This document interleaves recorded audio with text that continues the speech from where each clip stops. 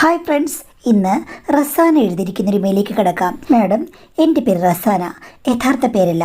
എനിക്ക് 25 വയസ്സ്. വിവാഹം കഴിഞ്ഞിട്ട് 2.5 വർഷമായി. ഞങ്ങൾ ഈ അടുത്ത കാലത്ത് എന്ന് വെച്ചാൽ 7 മാസത്തിന് മുമ്പാണ് സിറ്റിയിലേക്ക് കുടിയേറി പാർത്തത്. എൻ്റെ ഹസ്ബൻഡ് അനിഷിക്ക, പുള്ളി ബിസിനസ് ചെയ്യുകയാണ്. ബിസിനസ്സിൽ നല്ലൊരു പ്രോഫിറ്റ് ഉള്ളപ്പോഴാണ് നാട്ടുപുറത്തൊന്നും ഇങ്ങോട്ട് മാറി താമസിക്കാമെന്ന് വെച്ചത്. അതുമാത്രമല്ല മാഡം, ഞങ്ങൾക്ക് ഇതുവരെയും കുട്ടികളായിട്ടില്ല. വീട്ടിലെല്ലാവരും ചോദിക്കുകയാണ് എന്താ കുട്ടികളാകാത്തതെന്നും. അപ്പോൾ ഞങ്ങൾ രണ്ടുപേരും കൂടി ആ വീട്ടിൽ നിന്നും വേറൊരിടത്തേക്ക് മാറി താമസിച്ചു കഴിഞ്ഞാൽ കുട്ടികൾ ഉണ്ടാകും എന്ന് പലരും പറഞ്ഞു. അങ്ങനെയാണ് ഞങ്ങളിവിടെ വില്ല വാങ്ങിച്ചത്. വില്ലയ്ക്ക് തൊട്ടപ്പുറത്ത് വേറൊരു വില്ലയുണ്ട്. അവിടെയും ഞങ്ങൾ ചെന്ന് ഒരാഴ്ച കഴിഞ്ഞിട്ടാണ് ആ കുടുംബം വന്നു ചേർന്നത്. പിന്നെ ഇപ്പുറത്തുള്ള കുടുംബം വാങ്ങിച്ചെങ്കിലും അവർ വിദേശത്താണ്, വല്ലപ്പോഴും മാത്രമേ വരുള്ളൂ എന്ന് പറഞ്ഞു. അപ്പോൾ തൊട്ടയൽപ്പക്കം എന്ന് പറയുമ്പോഴേക്കും അവരാണല്ലോ. ഞങ്ങൾ അങ്ങോട്ട് ചെന്ന് പരിചയപ്പെട്ടു. അവിടുത്തെ ചേട്ടൻ്റെ പേര് കിരൺ. എൻ്റെ ഹസ്ബൻഡ് അതേ പ്രായമാണ്. പിന്നെ അയാളുടെ ഭാര്യ പ്രതീക്ഷ. പക്ഷേ അവർക്ക് എന്നേക്കാൾ പ്രായക്കൂടുതലുണ്ട്. അതുകൊണ്ട് ഞാൻ ചേച്ചി എന്നാണ് വിളിച്ചത്. അവരുടെ കല്യാണം കഴിഞ്ഞിട്ട് 1 വർഷമേ ആയുള്ളൂ. അവർക്ക് പക്ഷേ ഇപ്പോഴെങ്ങും കുട്ടി വേണ്ടെന്നാണ്. കാര്യം രണ്ടുപേരും IT പ്രൊഫഷണൽസാണ്. അവർ ജോലിയൊക്കെ ചെയ്ത് 2-3 വർഷം കഴിഞ്ഞിട്ട് മതി കുട്ടികൾ എന്നുള്ളതാണ് അവരുടെ പ്ലാന്. എന്തായാലും ഞങ്ങൾക്ക് ഞങ്ങളുടേതായിട്ടുള്ള കുറേ കുക്കിംഗ് സ്റ്റൈലുകളൊക്കെ ഉണ്ടല്ലോ, അതൊക്കെ ഞാൻ പാചകം ചെയ്ത് കിരൺ ചേട്ടനും ചേച്ചിക്കും കൊടുക്കാറുണ്ട്. അവർക്കാണെങ്കിൽ വലുതായി പാചകം ചെയ്യാനൊന്നും ഇഷ്ടമല്ല. എങ്കിലും വല്ലപ്പോഴും അവിയലും സാമ്പാറും ഒക്കെ എനിക്ക് ഉണ്ടാക്കിത്തരും. അതിൽ വലിയ പാചക വിദഗ്ധയൊന്നുമല്ല ചേച്ചി. അതുകൊണ്ട് എൻ്റെ വിഭവങ്ങളെല്ലാം 2 പേർക്ക് ഇഷ്ടമാണ്. അവർ രണ്ടുപേരും പുറത്തുനിന്ന് കഴിച്ച് ശീലിച്ചവരാണ്. വെപ്പും കുടിയൊക്കെ വളരെ കുറവാണ്. പക്ഷേ എൻ്റെ ഇക്കയ്ക്ക് അങ്ങനെയല്ല. ഞാൻ ഉണ്ടാക്കി കൊടുക്കണം. ഉണ്ടാക്കി കൊടുത്തെങ്കിൽ മാത്രമേ പുള്ളി കഴിക്കുകയുള്ളൂ. പുറത്ത് പോകുമ്പോൾ ഒരു രസത്തിന് കഴിക്കും, അത്രയേ ഉള്ളൂ. ബാക്കി എൻ്റെ കൈകൊണ്ട് വെക്കണമെന്നാണ് പറഞ്ഞത്. അതുമാത്രമല്ല എൻ്റെ ഹസ്ബൻഡിന് എന്നോട് വളരെ ഇഷ്ടമാണ്. എല്ലാ ദിവസവും പറയും, നിനക്ക് ഇഷ്ടമുള്ളത് നിൻ്റെ മൂഡനുസരിച്ച് നീ പറയണം, അത് ഞാൻ റെഡി ആയിരിക്കും. എനിക്കെന്തെങ്കിലും കുറവ് വന്നാലും എൻ്റെ പൊന്നുമുത്തിന് ഒരു കുറവും വരുതെന്ന്. അപ്പം ഞാൻ അനിഷിക്കയോട് പറയും, ഒന്ന് പോയിക്കാം, എനിക്കറിയാം നിങ്ങൾക്ക് രാത്രിയാകുമ്പോൾ സ്വഭാവം മാറും, എന്നെ അങ്ങ് താലോലിക്കുകയാണ്, നിങ്ങളുടെ ആവശ്യം നേടിയെടുക്കാമെന്ന്. ഒന്ന് പോടി, ഞാൻ എത്ര കാര്യങ്ങൾ നിന്നോട് പറഞ്ഞു, നീ എന്തെങ്കിലും സഹകരണ മനോഭാവം കാണിച്ചോ? എന്നിട്ടും നിനക്ക് വേണ്ടി ഞാൻ അത്ര അധ്വാനിക്കുന്നത് എന്ന് പറയുമ്പോൾ ഞാനും ഓർക്കും, ശരിയാണല്ലോ, ഇക്ക പറയുന്ന പല കാര്യങ്ങളോടും എനിക്കിത്തിരി പ്രശ്നങ്ങളുണ്ട് മാഡം. കാര്യം എൻ്റെ മനസ്സിലൊരു ബ്ലോക്ക് ഉണ്ട്, അത് മാറിയിട്ടേ ഇല്ല. ചേച്ചി രാവിലെ 10 മണിക്ക് പോകും, എന്നിട്ട് 5 മണിയാകുമ്പോൾ വരും. ചേട്ടനാണെങ്കിൽ പല സമയത്താണ് പോകുന്നത്. എന്തായാലും രാത്രി 9 മണിക്ക് മുമ്പ് വരും. അങ്ങനെയാണ്. രാത്രിയിലൊന്നും അവർക്ക് ഡ്യൂട്ടി ഇല്ല. വന്നു കഴിഞ്ഞാൽ 2 പേരും കൂടെ പുറത്തു പോവുകയും പാർട്ടിക്ക് പോവുകയും ചെയ്യും. അവർക്ക് ഒത്തിരി ഫ്രണ്ട്സും പാർട്ടിയും ഒക്കെ ഉണ്ട്. ഇടയ്ക്കിടയ്ക്ക് ഞങ്ങളെ വിളിക്കും. ചില സമയത്തൊന്നും എൻ്റെ ഇക്ക അവിടെ കാണില്ല. ഞാൻ പറയും, ഇക്കയ്ക്ക് പാർട്ടിയൊന്നും ഇഷ്ടമല്ല, കച്ചവടം, ഇങ്ങനെയുള്ള ബിസിനസ്, അതൊക്കെ മാത്രമേ ഉള്ളൂ ചിന്തയെന്ന്. അപ്പോൾ പുള്ളിക്കാരി പറയും, പിന്നെ 24 മണിക്കൂറും ക്യാഷിൻ്റെ പുറകെ ഓടരുത്. അങ്ങനെ ആയിക്കഴിഞ്ഞാൽ നമ്മളുടെ രസങ്ങളെല്ലാം കുറച്ചാൾ കഴിയുമ്പോൾ അങ്ങ് നഷ്ടപ്പെട്ടു പോകും. ഞങ്ങൾ രണ്ടുപേരും ജോലി ചെയ്യുന്നുണ്ടെങ്കിലും ഞങ്ങൾ നോക്കിയാണ് കമ്പനി സെലക്ട് ചെയ്തത്. അധികം തിരക്കുള്ള കമ്പനികളിലേക്കൊന്നും ഞങ്ങൾ പോകുന്നില്ല. ഞങ്ങൾക്ക് വിദേശത്തും പോകണ്ട, ഇവിടെ അടങ്ങി ഒതുങ്ങി അടിച്ചു പൊളിച്ച് ജീവിക്കുന്ന ഇഷ്ടം. മുൻപ് ഞങ്ങൾ ജോലി ചെയ്ത കമ്പനിയിലെ ഫ്രണ്ട്സൊക്കെ ഉണ്ട്. ഞങ്ങളെല്ലാവരും കൂടെ ചേർന്ന് എന്തൊരു അടിച്ചുപൊളിയാണെന്നറിയാമോ? 1 മാസത്തിൽ 3-4 വട്ടെങ്കിലും ഞങ്ങൾ കൂടും എന്നൊക്കെ ചേച്ചി പറയും. അങ്ങനെ ഒരു ദിവസം ഇല്ലേ, ഇക്ക നല്ലൊരു ടൈറ്റ് ജീൻസ് ഇട്ട് ബുള്ളറ്റിൽ കയറിയിരുന്ന് ബുള്ളറ്റ് സ്റ്റാർട്ടാക്കി എന്നോട് പോവാന്ന് പറഞ്ഞു. ആ സമയത്ത് മതിലിൻ്റെ അവിടെ നിന്ന് ഞാനും പ്രതി ചേച്ചിയും കൂടെ സംസാരിക്കുകയാണ്. ചേച്ചി അന്ന് ഓഫാണ്. ആ സമയത്ത് ഞാൻ നോക്കിയില്ല. ചേച്ചി ഓഫീസിലെ ചില ഹോട്ട് കഥകൾ പറയുകയായിരുന്നു. അവൻ അവളുമായിട്ട് പ്രേമമാണ്, ഇഷ്ടമാണെന്നൊക്കെ പറഞ്ഞ്. ഞാനപ്പോൾ ഭർത്താവ് പോകുന്നത് ശ്രദ്ധിച്ചില്ല. അപ്പോൾ ചേച്ചിയാണെങ്കിൽ ഇക്കയെ നോക്കിയിട്ട്, എടി നിൻ്റെ ഭർത്താവ് 2-3 വട്ടം നിന്നെ വിളിക്കുന്നു പോകാൻ നേരത്ത്, നീ ഇത് കേട്ടില്ലേ? അയ്യോ ചേച്ചി എന്ന് പറഞ്ഞ് തിരിഞ്ഞു കഴിഞ്ഞപ്പോഴേക്കും ഇക്ക അത് കേട്ട് ചിരിച്ചുകൊണ്ട് പറയുകയാണ്, ആ സംസാരിക്കാൻ നിന്ന് കഴിഞ്ഞാൽ പിന്നെ അവൾക്ക് സ്ഥലകാല ബോധം പോകുന്നു. പെട്ടെന്ന് ഞാൻ ഇക്കടെ വെച്ചു, ഇക്ക ഈ ടൈറ്റ് ജീൻസ് എന്തിനാ എടുത്തിട്ടതും ഇതിടല്ലെന്ന് ഞാൻ പറഞ്ഞിട്ടുള്ളതല്ലേന്ന്. ആ ഇതിനിപ്പോൾ എന്താ കുഴപ്പം, നിന്നെ ഞാൻ വിളിച്ചായിരുന്നല്ലോ, നീ വന്നില്ല. അപ്പോൾ കൺമുന്നിൽ കണ്ടത് ഞാൻ എടുത്തിട്ടു. ഇക്ക അത് ഭയങ്കര ടൈറ്റാണ്, ആ കുഴപ്പമൊന്നുമില്ല, നല്ല കംഫർട്ടബിളാ എന്ന് പറഞ്ഞ് ഇക്ക അങ്ങ് ഓടിച്ചു പോയി. എന്താണ് നീ പറഞ്ഞത് അനീഷിക്കയോട് ഇടരുതെന്ന്? ആ ജീൻസ് എന്താ കുഴപ്പം? നന്നായിട്ട് ചേരുന്നുണ്ടല്ലോ, കണ്ടു കഴിഞ്ഞാൽ സൽമാൻ ഖാനെ പോലെ ഉണ്ടല്ലോ എന്ന് പറഞ്ഞു. അപ്പോൾ ഞാൻ പറഞ്ഞു, പോ ചേച്ചി, അതില്ലേ ശരിക്കും അങ്ങ് ഇറക്കുവാണം, അത് വിട്ടുകൊണ്ട് പോയി കഴിഞ്ഞാൽ ശരിയാകില്ല. അപ്പോൾ ചേച്ചിയോട് പറഞ്ഞു, എനിക്ക് നിൻ്റെ മനോഭാവം മനസ്സിലായി. കൊച്ചു കള്ളി, എന്താ ചേച്ചി? അല്ല, ഭയങ്കര മുറുക്കം, അതുകൊണ്ട് ഞാൻ പറഞ്ഞതാ. മുറുക്കം എടി, ഞാൻ നോക്കിയപ്പോൾ അവനത് പെർഫെക്റ്റായിട്ട് ചേരുന്നുണ്ട്. മുന്നും പിന്നുമെല്ലാം അഴക് തന്നെ, ആണഴക്. നിനക്ക് ശരിക്കും പറഞ്ഞാൽ അസൂയാണ്, നിനക്ക് പേടിയാണ്. പുറത്തു പോയി കഴിയുമ്പോഴേക്കും അമ്പലക്കൊമ്പൻ്റെ കൊമ്പ് ആരെങ്കിലും കാണും. കാര്യം അങ്ങനെ ടൈറ്റ് ജീൻസ് ഇടുമ്പോൾ കാണാൻ മാത്രമുണ്ടല്ലോ മോളെ ചന്തം. ആ ചന്തം കണ്ട് ഏതെങ്കിലും പെണ്ണുങ്ങൾ വന്ന് നിൻ്റെ ഇക്കാനെ തട്ടിക്കൊണ്ട് പോയി കഴിഞ്ഞാൽ പിന്നെ നിനക്കാരുണ്ട്? നിൻ്റെ പൂങ്കാവനമൊക്കെ കരിഞ്ഞുണങ്ങി വാടിപ്പോകില്ലേ എന്ന് ചേച്ചി ചോദിച്ചു. ഞാനത് കേട്ട് ഞെട്ടിപ്പോയി. ചേച്ചി ഇങ്ങനെ തുറന്നു പറയുമെന്ന് ഞാൻ വിചാരിച്ചതല്ല. ശരിക്കും മാഡം, എൻ്റെ മനസ്സിൽ അത് തന്നെയായിരുന്നു. നല്ല ടൈറ്റ് ജീൻസ് ഇടുമ്പോൾ ഇക്കയ്ക്ക് ഒരു പ്രത്യേക ഭംഗിയാണ്. പെണ്ണുങ്ങൾ കണ്ടു കഴിഞ്ഞാൽ മോഹിക്കും ദാഹിക്കും. പുള്ളി പലപ്പോഴും എന്നോട് പലതും പറഞ്ഞിട്ടുണ്ട്. നിനക്കാണ് ഞാൻ പറയുമ്പോൾ ഓരോന്ന് അനുസരിക്കാൻ മടി. വേറെ എത്ര പെണ്ണുങ്ങളാണെന്നറിയാമോ ഫേസ്ബുക്കിലും ഇൻസ്റ്റാഗ്രാമിലും ഒക്കെ എൻ്റെ പുറകെ നടക്കുന്നത്? എനിക്കറിയാം നിങ്ങൾക്ക് അഹങ്കാരം കൂടുതലാണ്, മോഹം കൂടുതലാണെന്ന്. എന്നാൽ പിന്നെ ഇൻസ്റ്റാഗ്രാമിലോ ഫേസ്ബുക്കിലോ ഉള്ള പെണ്ണുങ്ങളെ കല്യാണം കഴിച്ചാൽ പോരായിരുന്നോ? എന്തിനാ വീട്ടുകാർ പറഞ്ഞുറപ്പിച്ച പെണ്ണെ കല്യാണം കഴിച്ചത് എന്നൊക്കെ പറഞ്ഞ് ഞങ്ങൾ രണ്ടുപേരും കൂടെ വഴക്കുണ്ടാകാറുണ്ട്. എനിക്കൊരു സംശയമുണ്ട്, ഇങ്ങനെ ചുള്ളനായി പോകുന്നത് വേറെ വല്ല ബന്ധമുണ്ടോ? ഇൻസ്റ്റാഗ്രാമിൽ നിന്ന് വല്ലവരും വരുമോ എന്നൊക്കെ ഞാൻ ഇടയ്ക്കിടയ്ക്ക് ക്വസ്റ്റ്യൻ ചെയ്യും. അങ്ങനെ സംശയിക്കത്തക്കൊന്നും ഞാൻ കണ്ടിട്ടില്ല. എന്നാലും പുള്ളിയെ കാണാൻ നല്ല സുന്ദരനാണല്ലോ. ഇപ്പോൾ ദേ ചേച്ചി പറഞ്ഞു. ചേച്ചിക്ക് എൻ്റെ മനോഭാവം പിടികിട്ടുകയും ചെയ്തു. ചേച്ചിയും അത് ശ്രദ്ധിച്ചു. അപ്പോൾ മറ്റുള്ള പെണ്ണുങ്ങൾ ശ്രദ്ധിക്കാതിരിക്കുമോ? എന്തായാലും ഇക്കടെ പോക്ക് ശരിയല്ല എന്ന് വിചാരിച്ചു. അപ്പോഴേക്ക് ചേച്ചിനോട് ചോദിച്ചു, എടി ഞാൻ പറഞ്ഞ കാര്യം സത്യമല്ലേ എന്ന്. ഇത്തിരി കഴിഞ്ഞപ്പോൾ ഞാൻ തലയായിട്ട് സമ്മതിച്ചു. എനിക്ക് നിൻ്റെ മൈൻഡ് റീഡ് ചെയ്യാനുള്ള കഴിവുണ്ടെന്ന് പറഞ്ഞു. പോ ചേച്ചി, ചേച്ചി ഊഹിച്ച് പറഞ്ഞതാ. അപ്പോൾ ചേച്ചി പറഞ്ഞു, എടി എന്തായാലും ആണുങ്ങൾ പുറത്തിറങ്ങി പോകുന്നതാണ്. നമ്മൾ 24 മണിക്കൂറും അവരുടെ കൂടെയില്ല, അവർ നമ്മുടെ കൂടെയുമില്ല. അപ്പോൾ ചില അനുകൂലതകളൊക്കെ അവരുടെ ജീവിതത്തിൽ നടക്കും. പെണ്ണുങ്ങൾ മോശക്കാരികളല്ല. ഒന്ന് പോ ചേച്ചി, എനിക്കങ്ങനൊന്നുമില്ല. ഇക്കയല്ലാതെ മറ്റൊരാൾ എൻ്റെ മനസ്സിലില്ല. ഇക്കയ്ക്കും അങ്ങനെ തന്നെ. ചേച്ചിക്ക് കിരൺ ചേട്ടൻ വേറെ ഏതെങ്കിലും പെണ്ണെ നോക്കിക്കഴിഞ്ഞ് കഴിഞ്ഞാൽ ഇഷ്ടപ്പെടുമോ? അല്ലെങ്കിൽ വേറെ എന്തെങ്കിലും തരത്തിൽ അടുത്ത് പെരുമാറിക്കഴിഞ്ഞാൽ ഇഷ്ടപ്പെടുമോ എന്ന് ചോദിച്ചു. അത് കേട്ട് കഴിഞ്ഞപ്പോഴേക്കും ചേച്ചി പൊട്ടിച്ചിരിച്ചു. ഞാൻ ചോദിച്ചു, ചേച്ചി എന്താ ചിരിക്കുന്നത്? ഞാൻ സീരിയസ് ആയിട്ട് പറഞ്ഞതാ. എടി പെണ്ണേ, ഇപ്പോഴത്തെ കാലത്ത് ഇത്രയും വലിയ ഗൗരവം ഇതിനൊന്നും ചേരില്ല. ചേച്ചി എന്താ ഉദ്ദേശിക്കുന്നത്? മോളെ, ആണുങ്ങൾ ഇഷ്ടമുള്ള വഴിയിൽ പോകും. അവർ കണ്ണടച്ച് പാല് കുടിച്ചാലും നമ്മൾ കാര്യം അറിയില്ല. അതേപോലെ തന്നെയാണ് സ്ത്രീകളും. ഭർത്താവിനോട് മാത്രം എല്ലാ കാലത്തും ആർക്കും താല്പര്യം തോന്നില്ല. ഭർത്താവിനും അങ്ങനെ തന്നെ. ഭാര്യയെ മാത്രം എന്നും പൂജിച്ചുകൊണ്ടിരിക്കാൻ പറ്റുമോ? അപ്പോൾ ചേച്ചി പറഞ്ഞു വരുന്നത് എന്താണ്? എടി, ഭാര്യയും ഭർത്താവും തമ്മിൽ നല്ലൊരു അണ്ടർസ്റ്റാൻഡിങ് വേണം. കല്യാണം കഴിച്ചത് എന്തിനാണ്? കുടുംബമായിട്ട് കഴിയാനും കുട്ടികളുണ്ടാകാനും. അതിനൊക്കെ വേണ്ടിയിട്ട് ഭാര്യയും ഭർത്താവും കൂടെ ജീവിക്കുക. അല്ലാതെ നീ ആരുടെ കൂടെയും പോകരുത്, ഞാൻ ആരുടെ കൂടെയും പോകരുത്, പോയി കഴിഞ്ഞ് കഴിഞ്ഞാൽ എന്തോ പൊട്ടിത്തെറിക്കും എന്നുള്ള ഭാവം നല്ലതല്ല. ചേച്ചി, ഏതെങ്കിലും ഭർത്താവ് സഹിക്കുമോ ഭാര്യയ്ക്ക് മറ്റൊരു ബന്ധം ഉണ്ടാകുന്നത്? അതുപോലെ ഭർത്താവിന് മറ്റൊരു ബന്ധമുള്ളത് ഏതെങ്കിലും ഭാര്യ സഹിക്കുമോ? അപ്പോൾ ചേച്ചി പറഞ്ഞു, ഇതെല്ലാം പണ്ടുള്ളവർ അല്ലെങ്കിൽ മനുഷ്യർ തന്നെ ഉണ്ടാക്കിയ നിയമങ്ങളാണ് എന്ന് വെച്ചിട്ട് എല്ലാവരും അത് അനുസരിക്കണമെന്നില്ല. ഭാര്യയും ഭർത്താവ് എന്ന് പറയുമ്പോഴേക്കും റെസ്പോൺസിബിൾ ആയിട്ടുള്ള റിലേഷൻഷിപ്പാണ്. അതിൽ കൂടുതൽ ഈ കാര്യത്തിൽ മാത്രം അവിടെ പോകരുത്, ഇവിടെ പോകരുത്, അങ്ങനെ ചെയ്യരുത്, ഇങ്ങനെ ചെയ്യരുത് എന്ന് നിയന്ത്രിക്കുന്ന ഒരു സ്ഥാപനമല്ല വിവാഹം. നമുക്ക് അണ്ടർസ്റ്റാൻഡിങ് ഉണ്ടെങ്കിൽ പല കാര്യങ്ങളും ഇവിടെ എസ്റ്റാബ്ലിഷ് ചെയ്യാം. ചേച്ചി, എന്തൊക്കെയോ ദുരൂഹതകളുണ്ടല്ലോ ചേച്ചി പറയുന്നതിൽ. ചേച്ചി കിരൺചേട്ടൻ തമ്മിൽ എങ്ങനെയാണ്? അപ്പം ചേച്ചി പറഞ്ഞു, ഞാൻ നിന്നോടൊരു കാര്യം പറയാം. നീ വെറുതെ പൊട്ടിത്തെറിച്ച് ഇവിടെ കിടന്ന് നാടകം കളിക്കരുത്. എന്താ ചേച്ചി? ഞാൻ പറയുന്നത് കേട്ടിട്ട് നീ ഇവിടെ കിടന്ന് അയ്യോ ഇങ്ങനെയൊക്കെ ഉണ്ടോ എന്നൊക്കെ പറഞ്ഞ് വലിയ നാടകമൊന്നും കളിക്കരുത്. ചേച്ചി സസ്പെൻസ് ഇല്ലാതെ പറ. എടി, ഞാനും എൻ്റെ ഹസ്ബൻഡും IT ഫീൽഡിലുള്ളവരാണെന്ന് അറിയാമല്ലോ. വിവാഹത്തിന് മുമ്പേ ഞങ്ങൾ രണ്ടുപേരും അറിയുക പോലുമില്ല. ഞങ്ങൾ പല കമ്പനികളിൽ വർക്ക് ചെയ്യുമായിരുന്നു. ആ സമയത്തില്ലേടി, ഞങ്ങൾ രണ്ടുപേരും പല പാർട്ടികൾക്ക് പോയിട്ടുണ്ട്. അതുമാത്രമല്ല, അവിടെ വെച്ച് കാണുന്ന പല സുന്ദര കുട്ടപ്പന്മാരുടെ കൂടെയും എനിക്ക് പല അനുഭവങ്ങളും ഉണ്ടായിട്ടുണ്ട്.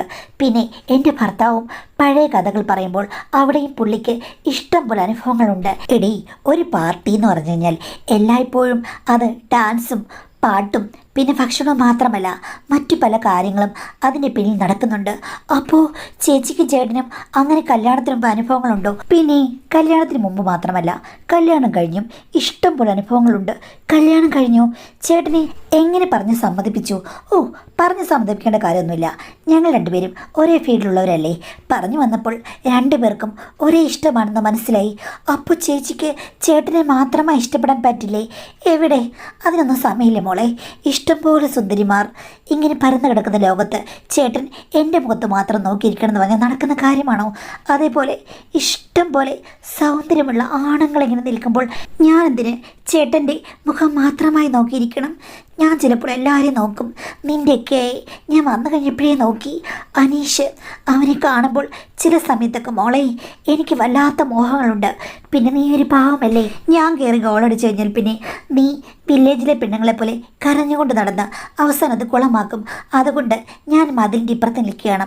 അതുമാത്രമല്ല, കിരൺ ചേട്ടന് നിന്നെ വലിയ ഇഷ്ടമാണ്. പുള്ളി എന്നോട് എന്താ പറഞ്ഞതെന്നറിയാമോ? എൻ്റെ ഹൃദയം ഇടിച്ചു. എന്താ ചേച്ചി പറഞ്ഞത്? എടി, റസാനയ്ക്കുള്ളതിൻ്റെ അത്രയും സൗന്ദര്യം നിനക്കില്ലെന്നും അതുമാത്രമല്ല എല്ലാ ഷേപ്പും നിനക്കാണ് ബെറ്ററെന്നും പുള്ളി പ്രതീക്ഷിക്കുന്ന എല്ലാ ഫീച്ചേഴ്സും നിനക്കാണെന്നും ഒക്കെ എന്നോട് പറഞ്ഞു. ആക്ച്വലി ഞങ്ങൾ തമ്മിൽ ഒന്നിച്ചിരുന്നപ്പോഴല്ല, നിനക്ക് മനസ്സിലായല്ലോ ഏത് സമയത്താണെന്ന്. അപ്പോൾ കിരൺ ചേട്ടൻ കഴിഞ്ഞ ആഴ്ച എന്നോട് പറയുകയാണ്, നിൻ്റെ സ്ഥാനത്ത് റസാനയായിരുന്നെങ്കിൽ ഞാൻ ഇപ്പോൾ സ്വർഗത്തിലെത്തിയെന്നൊക്കെ പറയുകയാണ്. ഇടയ്ക്കാണെങ്കിൽ കിരൺ ചേട്ടൻ എന്നെ റസാന മോളെ എന്ന് വിളിക്കുകയും ചെയ്തു. എന്ത് വൃത്തികേട് ചേച്ചി പറഞ്ഞത്. ഇത് വൃത്തികേടൊന്നുമല്ല, ചേട്ടൻ്റെ ഒരു ഫാൻറ്റസിയാണ്. ഇഷ്ടപ്പെട്ട പെണ്ണിനെ കിട്ടിയില്ലെങ്കിൽ ആ പെണ്ണിൻ്റെ പേര് എന്നെ അങ്ങ് വിളിക്കും. ഞാനങ്ങ് വിളി കേൾക്കും. പോരെ മോളെ. ഇനിയിപ്പോൾ ഞാൻ ചിലപ്പോൾ നാളെ വിളിക്കാൻ പോകുന്നത് എൻ്റെ അനീഷയെന്നായിരിക്കും. എൻ്റെ ഇക്കാൻ്റെ പേരാണ് ചേച്ചി വിളിക്കുന്നത്. എന്താടി, നിൻ്റെ ഇക്കയ്ക്കും എന്തെങ്കിലും എക്സ്ട്രാ ഉണ്ടോ? ഒന്നുമില്ല, കാണാൻ കൊള്ളാം. പിന്നെ മോഹിപ്പിക്കുന്ന ചില കാര്യങ്ങളും ഉണ്ട്. ഞാനൊന്ന് കണ്ണു വെച്ച് കഴിഞ്ഞാൽ അവൻ ദേ നാളെ തന്നെ മതിൽ ചാടി ഇങ്ങോട്ട് വരും കേട്ടോ. നീ കൂടുതൽ തന്നെ ഇളക്കരുത് എന്ന് പറഞ്ഞിട്ട് ചേച്ചി പെട്ടെന്ന് കയറിപ്പോയി. എനിക്കറിയില്ല, ചേച്ചിനെ ഇളക്കി അനീഷിക്കെ മതിൽ ചാടിക്കുമോ? അങ്ങനെയാണെങ്കിൽ വരപ്പതൊന്നും തെറിച്ച് നടക്കണം. ഇന്നിങ്ങി വരട്ടെ, എല്ലാ കഥകളും ഞാൻ പറയും. അന്ന് രാത്രി വന്നു കഴിഞ്ഞപ്പോഴേക്കും ചേച്ചി രാവിലെ പറഞ്ഞ കഥകളെല്ലാം ഞാനങ്ങ് പറഞ്ഞു. അത് കഴിഞ്ഞപ്പോൾ ഇക്ക എന്നോട് പറയുകയാണ്, ഇത്രയും കൊതിപ്പിക്കുന്ന കഥ നീ പറയാതെ നീ ഒന്ന് നോക്ക്, എനിക്കുണ്ടായ മാറ്റം എന്ന് പറഞ്ഞ് പുള്ളി കൈ പിടിച്ച് തൽസ്ഥാനത്തേക്ക് കൊണ്ടുവന്ന് കഴിഞ്ഞപ്പോഴേക്കും ഞാൻ മാറ്റം കണ്ട് ഞെട്ടിപ്പോയി. എന്താ ഇക്ക ഇത്? ഞാനൊരു കംപ്ലൈൻറ്റ് പറഞ്ഞപ്പോഴേക്കും നിങ്ങൾക്ക് ഈ മാറ്റമാണോ ഉണ്ടായത് എന്ന് പറഞ്ഞപ്പോഴേക്കും ഇക്ക എന്നോട് പറഞ്ഞു, അവരുടെ ജീവിതശൈലിയാണ് ശരി. കാര്യം നമ്മളിങ്ങനെ പണ്ടത്തെ കാര്യം പറഞ്ഞുകൊണ്ടിരുന്നു കഴിഞ്ഞാൽ ഒരു എൻ്റർടൈൻമെൻറ്റും ഇല്ല. നമ്മൾ തമ്മിൽ വഴക്കുണ്ടാക്കാനേ ഉപകരിക്കുള്ളൂ. എടി, പുതുമ തേടി പോകണം. പിന്നെ കുട്ടി ഉണ്ടാകുന്ന സമയത്ത് നമ്മളുടെ കുട്ടികൾ എന്ന് വിചാരിച്ചാൽ മതി. അതല്ലാതെ എന്നും നമ്മൾ കണ്ണിൽ നോക്കിയിരുന്ന് അങ്ങോട്ടും ഇങ്ങോട്ടും വഴക്കടിക്കേണ്ട കാര്യമൊന്നുമില്ല. ഇടയ്ക്കൊക്കെ മനുഷ്യർ തമ്മിലൊരു മടുപ്പ് തോന്നും. അപ്പോൾ നമ്മൾ മറ്റു മേഖലകളിലേക്ക് പോകണം എന്നിക്ക പറഞ്ഞു. ദൈവമേ, കിരണും അവളും കൂടെ ഇത്തരം പാർട്ടിക്കാണ് പോയത്. ഞാനോർത്ത് വെറുതെ കള്ളുകുടി പാർട്ടിയാണെന്ന്. ഇതറിഞ്ഞായിരുന്നെങ്കിൽ ഞാനും നീയും കൂടെ നേരത്തെ അവരുടെ ഗ്രൂപ്പിൽ ചേർന്നേനല്ലോ എന്ന് പറഞ്ഞു. ഒന്ന് പോയിക്ക, എന്നെ ഇളക്കാൻ വേണ്ടി പറയുകയല്ലേ എന്ന് ചോദിച്ചപ്പോൾ ഇക്ക പറഞ്ഞു, അങ്ങനൊന്നുമല്ല, ഇളക്കാൻ പറയുകയല്ല, എനിക്കും അവളെ കണ്ടപ്പോൾ നല്ല ഇളക്കമുണ്ട്. കിരണിന് എന്താടി കുഴപ്പം? എന്തിനു കുഴപ്പമുണ്ടോ? സൗന്ദര്യമില്ലേ? പിന്നെ കിരൺ ചേട്ടൻ നല്ലതാണ്. അപ്പോൾ കിരൺ ചേട്ടന് കല്യാണം കഴിക്കാൻ പറ്റിയൊരു പെണ്ണായിട്ട് നീ വരികയായിരുന്നെങ്കിൽ ആ കല്യാണത്തിന് നീ സമ്മതിക്കില്ലേ? ഞാൻ സമ്മതിക്കും. എന്നാൽ പിന്നെ എന്താ പ്രശ്നം? ഒരു പ്രശ്നവുമില്ല, ഞാൻ കിരണിനോട് സംസാരിക്കാം. എന്നിട്ട് നമുക്ക് 4 പേർക്കും കൂടി ആദ്യം തുടങ്ങി വെക്കാം, പിന്നീട് അവരുടെ പാർട്ടിക്ക് പോകാം. വേണ്ട ഇക്ക ശരിയാവില്ലെന്ന് പറഞ്ഞു. അപ്പോൾ ഇക്ക പറഞ്ഞു, എടി, ഉള്ളിൻ്റെ ഉള്ളിൽ എല്ലാവർക്കും മോഹമുണ്ട്. ഇതിപ്പോൾ അവർ ഈ ടൈപ്പുകളാണെന്ന് അറിഞ്ഞില്ലോ. നമുക്ക് കൂടങ്ങ് ചേരാം, നമുക്കതുകൊണ്ട് ഗുണങ്ങളെ ഉണ്ടാകൂ, നമുക്ക് വെറൈറ്റി പിടിക്കാൻ മോളെ എന്ന് പറഞ്ഞ് ഇക്ക എൻ്റെ വാ പൊത്തി എന്നെ നിശബ്ദയാക്കി. പിന്നീട് കിരൺ ചേട്ടനോട് പോയി എൻ്റെ ഹസ്ബൻഡ് സംസാരിച്ചു. കിരൺ ചേട്ടന് എന്നെ പൂമുത്തോളെ പോലെ ഇഷ്ടമാണല്ലോ. പ്രശി ചേച്ചിക്കും എൻ്റെ ഹസ്ബൻഡിനെ ഒത്തിരി ഇഷ്ടമാണ്. ചുരുക്കം പറഞ്ഞു കഴിഞ്ഞാൽ പെട്ടെന്ന് തന്നെ അവർ റെഡിയായി. ഞങ്ങളുടെ ബെഡ്റൂമിലേക്ക് രാത്രിയായപ്പോൾ അവർ വരികയായിരുന്നു. ഞങ്ങൾ 4 പേരും കൂടെ കൂടിയപ്പോൾ ആദ്യം ഞങ്ങൾക്കൊന്നും സംസാരിക്കാനില്ലായിരുന്നു. പക്ഷേ ചേച്ചിയാണ് അതിൻ്റെ എല്ലാം സൂത്രധാര. ചേച്ചിക്ക് നാണവും മാനവും തൊട്ടുപോലും തീണ്ടിയിട്ടില്ല. ചേച്ചിയാണ് എല്ലാവരുടെയും നാണം പകഞ്ഞു മാറ്റിയത്. ചേച്ചി പറഞ്ഞു, ഒന്നും നാണിക്കേണ്ട കാര്യമില്ല, ഇതൊരു പുതുയുഗത്തിന് തുടക്കമാണ് എന്ന് പറഞ്ഞ് പെട്ടെന്ന് തന്നെ എൻ്റെ അനീഷിക്കയുടെ അടുത്ത് പെരുമാറുകയായിരുന്നു. അനീഷിക്ക തക്കം പാർത്തിരിക്കുകയായിരുന്നു. എൻ്റെ ഇഷ്ടം ഇതാ എന്നൊക്കെ പറഞ്ഞപ്പോൾ ചേച്ചി പറഞ്ഞു, ഇവക്ക് വയങ്ങിൽ എന്താ അനീഷേ, ഞാൻ റെഡി അല്ലേടാ, എൻ്റെ തല ഞാൻ നന്നായി അനക്കുമെന്ന് പറഞ്ഞ് ചേച്ചി പെട്ടെന്നങ്ങ് തുടങ്ങി. അത് കണ്ടപ്പോൾ ഞാനങ്ങ് ഞെട്ടിപ്പോയി. പക്ഷേ എന്നെ കിരൺ ചേട്ടൻ ചേർത്ത് ആശ്വസിപ്പിച്ചു. സാരമില്ല മോളെ, എല്ലാം നിനക്ക് ഒന്നുകൂടി നന്നായി പുനരുപയോഗക്രമത്തിലേക്ക് കൊണ്ടുവരാൻ പറ്റും, നീ എൻ്റെ കൂടെ അങ്ങ് ചേര് എന്ന് പറഞ്ഞു. അന്ന് ശരിക്കും പറഞ്ഞു കഴിഞ്ഞാൽ കൂട്ടനൃത്തം നടന്ന ഒരു വേദിയായി മാറുകയായിരുന്നു അത്. അസുലഭമായ ഒരു നിമിഷം, അപൂർവമായ ഒരു ജീവിത രഹസ്യം അവിടെ ആരംഭിക്കുകയായിരുന്നു. പിന്നീട് ഞങ്ങൾ എങ്ങനെയാണെന്നറിയില്ല, ആരാണ് ഭാര്യ ആരാണ് ഭർത്താവെന്ന് ആർക്കും അറിയില്ല. അത്രയ്ക്ക് ഞങ്ങൾ 4 പേരും ഒന്നിച്ചൊരു നദി പോലെ ഒഴുകുകയായിരുന്നു കടലിലേക്ക്. ഒരു ദിവസം ഞാൻ അടുക്കളയിൽ നിൽക്കുകയാണേ, അപ്പോൾ കിരൺ ചേട്ടൻ വന്നു. ഇക്കയും കിരൺ ചേട്ടനും കൂടെ അവിടെ സംസാരിക്കുകയാണ്. അപ്പോൾ കിരൺ ചേട്ടൻ പറയുകയാണ്, എടാ നീ ഒരു ഭാഗ്യവാനാണ്. സത്യം പറഞ്ഞാൽ അവൾക്ക് വിദ്യകളൊന്നും വലുതായിട്ട് വശമില്ലെങ്കിലും അവളെപ്പോലെ ഒരു സുന്ദരി കിട്ടിയത് നിന്റെ ഭാഗ്യമാണ്. നിനക്ക് കിട്ടിയ യഥാർത്ഥ ഹൂറി അവളാണെന്ന്. അപ്പോൾ തിരിച്ച് ഇക്ക പറയുകയാണ്, അവൾ ഹൂറിയല്ല, വേറൊരു വാക്ക് പറഞ്ഞു. എന്നിട്ട് 2 പേരും കൂടെ ചിരിക്കുകയാണ്. അപ്പോൾ കിരൺ ചേട്ടൻ പറയുകയാണ്, നീ അവളെ കളയിക്കൊന്നും ചിരിക്കണ്ട, എൻ്റെ അടുത്തേക്ക് അവൾ വന്നില്ലേ, ഇനി അവൾ ഡിഗ്രി പാസ്സാകും, PhD എടുക്കുമെന്ന് ഇക്ക പറയുകയാണ്. അവൾക്ക് ഞാൻ ഒരു 7ാം ക്ലാസ്സിൻ്റെ മാർക്കേ കൊടുത്തിട്ടുള്ളൂ. അപ്പോഴേക്കും കിരൺ ചേട്ടൻ കയറി അത് തടുക്കുന്നു. 7ാം ക്ലാസ്സോ പോടാ, അവൾക്ക് നല്ല വിവരമുണ്ട്, അവൾ നന്നായിട്ട് പെട്ടെന്ന് മുന്നിലേക്ക് വരും. പക്ഷേ ഞാൻ ഒരു കാര്യം പറയാൻ കിരണേ, നിൻ്റെ ഭാര്യ അവളാണ് യഥാർത്ഥത്തിൽ ഹൂറി എന്ന് പറഞ്ഞ് എൻ്റെ ഇക്ക അങ്ങ് പുകഴ്ത്തി പറയുകയാണ്. പ്രതീക്ഷ ചേച്ചിയും. എനിക്ക് പക്ഷേ അസൂയ വന്നു. എന്നാലും പ്രശി ചേച്ചിയുടെ കാര്യം അവർ പറഞ്ഞ സത്യമാണ്. ചേച്ചിക്ക് ഒരേ സമയത്തും എത്ര വേണമെങ്കിലും മാനേജ് ചെയ്യാൻ പറ്റുമെന്ന്. ഇടയ്ക്ക് എന്തെങ്കിലും പ്രശ്നമുണ്ടായാലും ചേച്ചി അവിടെ ചെന്നിട്ട് ഒന്ന് തലയാട്ടും, അതോടുകൂടി എല്ലാവരും ഓക്കെയാകും. അങ്ങനെയാണ് 2 പേരെയല്ല 2000 പേരെ വേണമെങ്കിലും വരുതിയിൽ നിർത്താനും മാനേജ് ചെയ്യാനും സ്പീച്ച് എടുക്കാനും ചേച്ചിയേക്കാൾ വലിയൊരാൾ ഈ ലോകത്തിലില്ല. എന്നാൽ എനിക്ക് അസൂയുണ്ട്. പക്ഷേ കിരൺ ചേട്ടൻ എന്നെ പൊക്കി പൊക്കി പറയുകയാണ്. അതെനിക്ക് ഒത്തിരി ഇഷ്ടപ്പെട്ടു. അല്ലെങ്കിലും ഇക്കയേക്കാൾ ചിലപ്പോഴൊക്കെ ജോഡിപ്പൊരുത്തം എനിക്ക് കിരൺ ചേട്ടനുമായിട്ട് തോന്നാറുണ്ട്.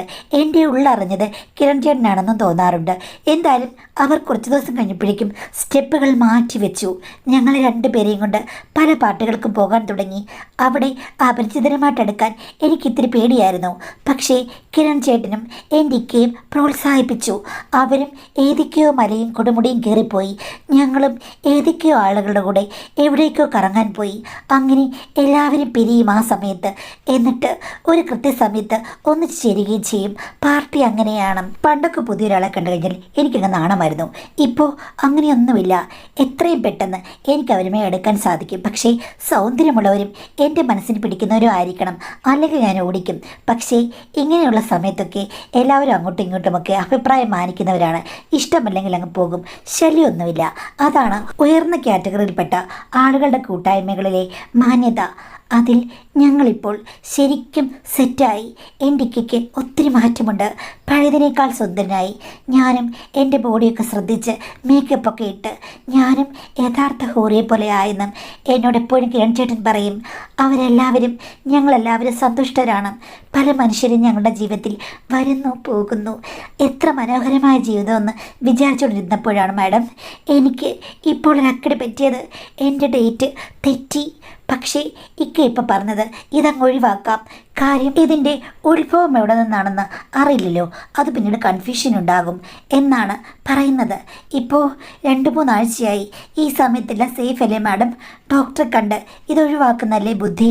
ഇതാണ് ഞാൻ എപ്പോഴും പറഞ്ഞത്. കൂത്തുകൂടി കുമ്മിയടിക്കാൻ നടക്കുമ്പോൾ നന്നായി ശ്രദ്ധിക്കണം.